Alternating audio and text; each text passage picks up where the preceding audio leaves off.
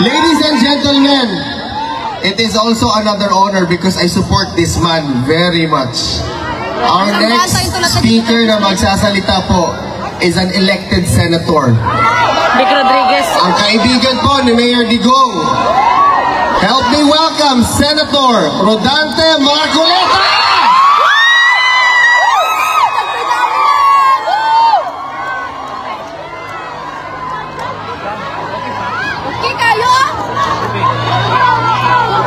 Again, ladies and gentlemen, Senator Rodante Marcoleta!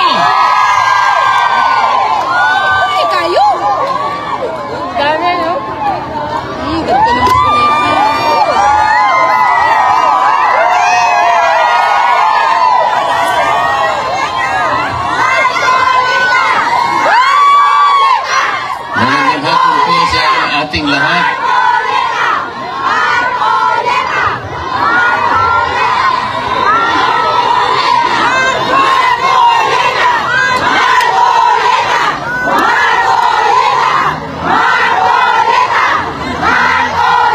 Salamat po sa pagmamahal nyo sa ating dating Pangulo. Salamat po sa pagmamahal nyo sa ating Vice President. Salamat, Mayor Pulong, at nandito ka rin pala. Salamat, Senator Robin. Salamat, Mayor.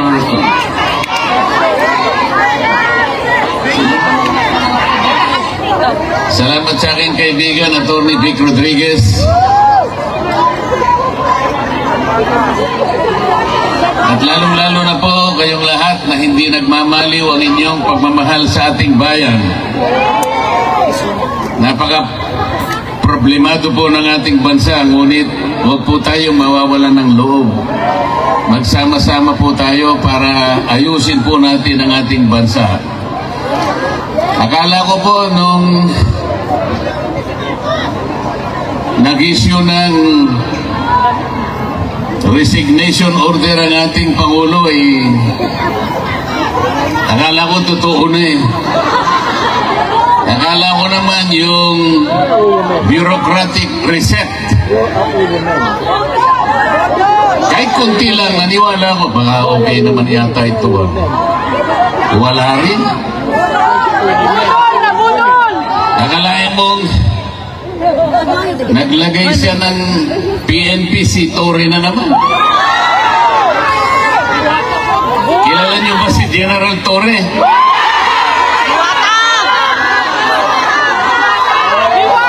General Torre,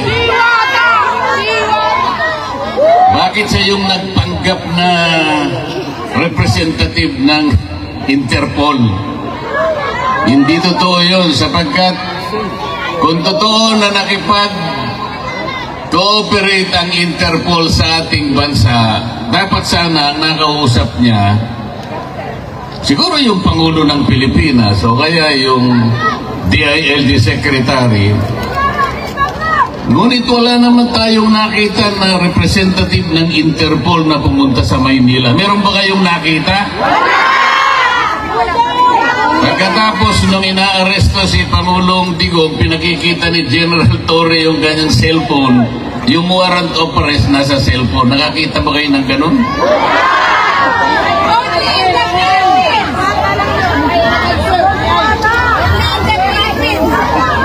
Hindi po ganun ang pagsisilbi ng warrant of arrest.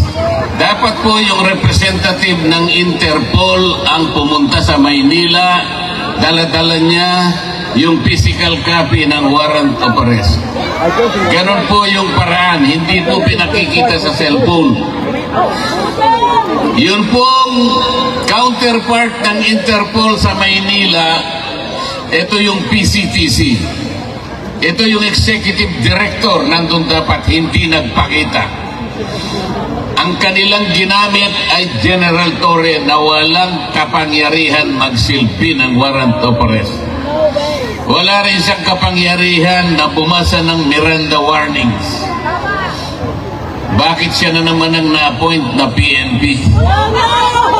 PNP chief.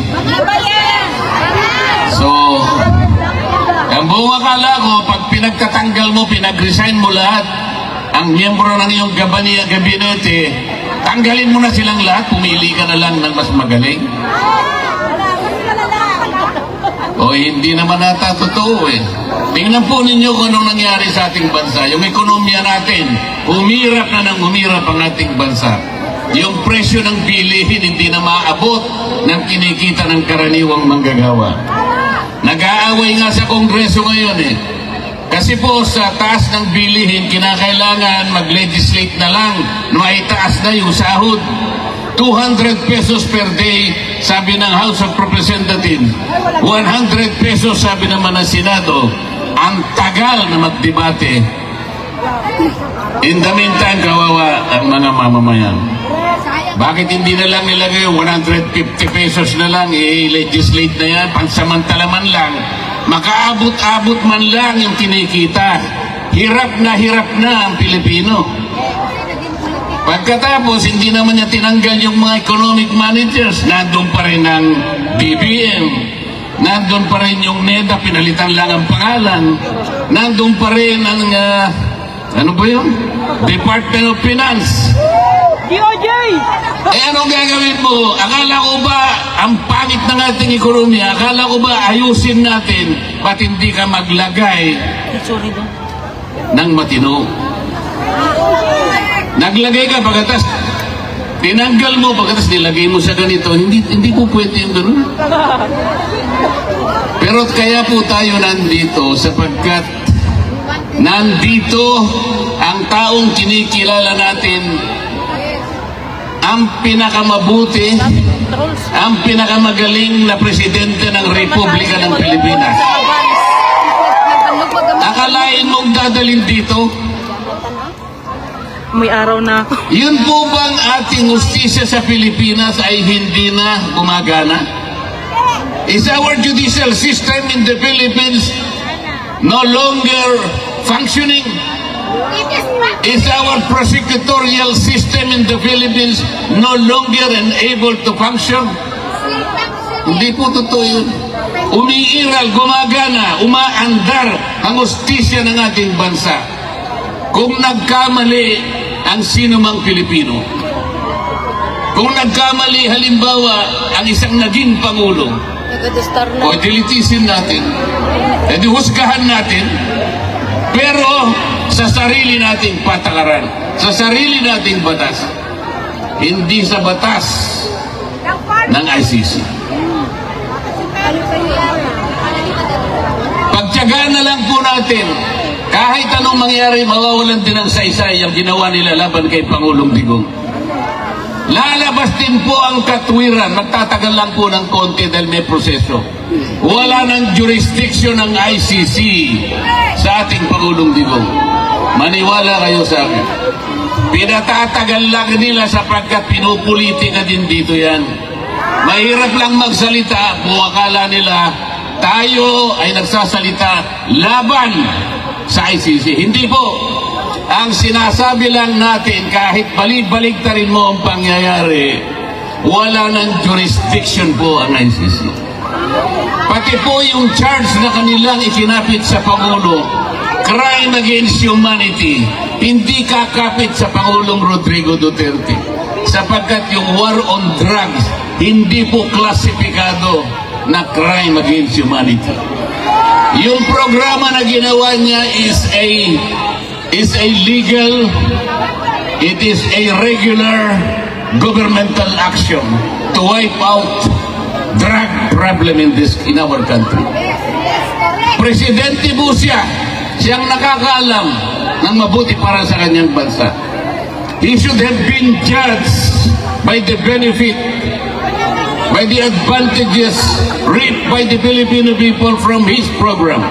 He should not have been judged from the number of people who were killed along the war on drugs. May mamamatay at may mamamatay, alam naman nila yun. Sapagkat ang nagsusulong sa droga yung mga kriminal. Lalaban at lalaban yung mga yan. Bakit kailangan mo siyang husgahan sa bilang o sa dami ng namatay? Kailangan husgahan mo ang isang programa doon sa nakinabang, milyon-milyong pamilyang nakinabang. Ngayon, bumalik na naman ang droga. Ngayon, bumalik na naman ang krimen. Kayo po ang nakakalam, ang mga kamag-anak nyo sa Maynila ang magsasabi sa inyo, bumalik na naman ang problema ng ating bansa. Kasi po, wala naman silang gustong gawin para ayusin. Salamat po sa inyong lahat. Alam ko po, isa po ako sa inyong ibinoto para maging senador ng ating bansa. Kahit nalayo po ang lugar na ito, alam kong nagpupulong-pulong kayo rito. Marami pong gawain sa Maynila. Ngunit kahit konting sandali, kailangan tagpuin ko kayo rito. Para personal po akong magpasalamat. Lahat po kayong lahat, binoto po ninyo ako. Kung hindi sa inyo, baka natupad yung survey. Akalain nyo naman, sa simula't-simula pa number 36 ako. Hindi man lang ako umangat. Nung naawa sila sa akin, siguro bandang Pebrero yata yun, napunta ako sa number 22. Hanggang doon ka na lang, sabi nila. Malapit nang matapos ang Abril, 21 na naman ako. Pagkatapos nagmilagro isang araw, nilagay po nila ako number 12, pero isang araw lang yun. Binaba na naman nila ako sa number 18. Tingnan mo ninyo, kawalang hiyaan ng mga survey companies na yun. Naniniwala pa ba kayo dyan? Sipi-sipi ninyo. Merong isang media practitioner sa Maynila, babae, hindi ko nababanggitin ang pangalan, baka sumigat pa. Hindi makamove on. Hindi siya makapaniwala bakit daw si Rodante Marcoleta naging number 6. Hindi niya kasi binabasa yung ating mga kababayang katulad ng inyong mga kamag-anak at kayong lahat. Hindi ba niya alam kung gaano ang kinontribute na boto ng lahat ng OFWs? Bakit hindi niya alam yun? Bakit tinitingnan niya? Ako lang ang tinitingnan niya. Paano nangyari yun, sabi niya? Paano nangyari si Marcoleta ay nanalo? Paano nangyari yun? Nakakaawa yung tao na yun. Nakakalimutan po niya, napakaraming nagmamahal pala kay Rodante Marcoleta. Ngayon po, masasabi ko na sa inyo, lintik lang ang walang ganti. Ginawa, ang gusto nila number 36 ako. Sabi ng mga tao, hindi, kailangan maging number 6. So yun po yung nangyari. Yun po ang nangyari. Umanda sila. Ito pong impeachment na kinakasa nila, bahala sila. Bahala sila. Pero kung ako ang masusunod, sabi ko sa kanila, para mabawasan ang kahihiyan ng ating gobyerno, para hindi na mapahiya ang administrasyon, tigilan nyo na. Tigilan nyo na para hindi na mapahiya. Ngayon, kung gusto nyo mapahiya, ituloy nyo. Hindi rin naman kayo mananalo. Kahit saan tayo mapunta, hindi mananalo ang kalaban ng ating Vice President. Sinabi ko na noong una, uulitin ko sa inyo, kung ayaw nilang itigil, nasa sa kanila. Pero kung gusto nilang mawala ang kanilang kahihiyan, itigil na lang nila. Ngayon, ayaw niyong tumigil, purbahan natin. Sige, isulong ninyo. Pareho din naman ang mangyayari. They will not be able to remove the Vice President. Itaga mo sa bato yan. Itaga nyo sa bato yan. Walang mangyayari. The Vice President will stay as Vice President.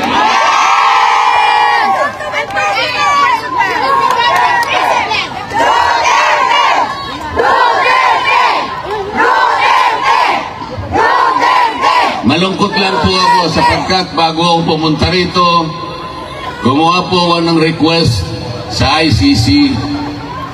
Payagan nyo sana ako kahit ilang minuto lang makausap ko ang dating Pangulo ng Republika ng Pilipinas.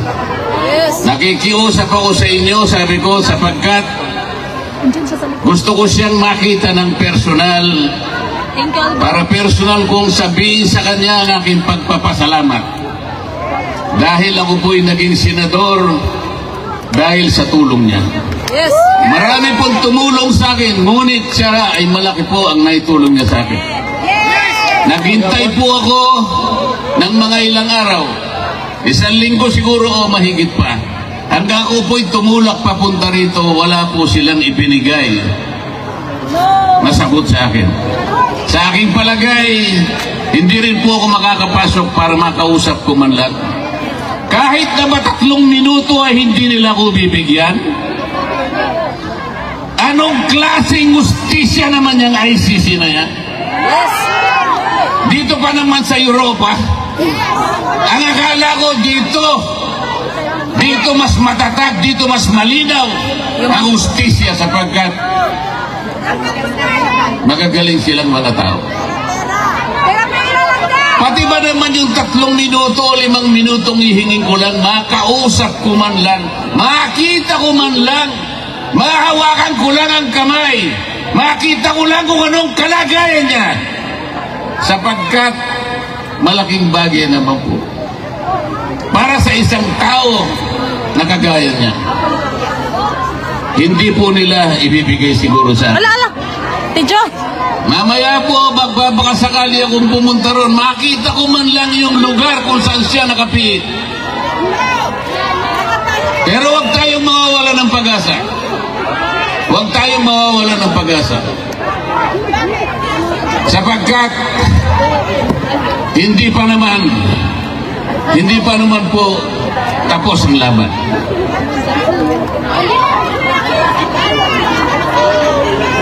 Sa ngayon po, maghintay lang po tayo.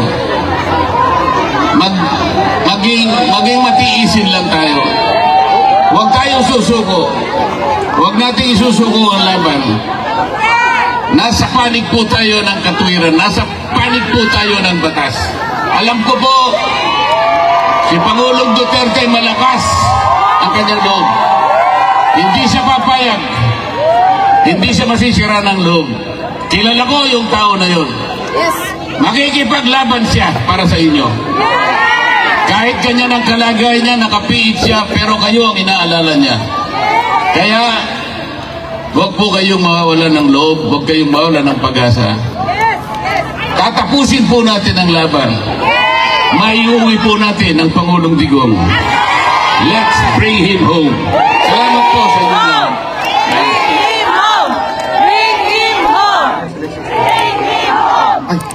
Maraming salamat po, Senator Rodante Marcoleta.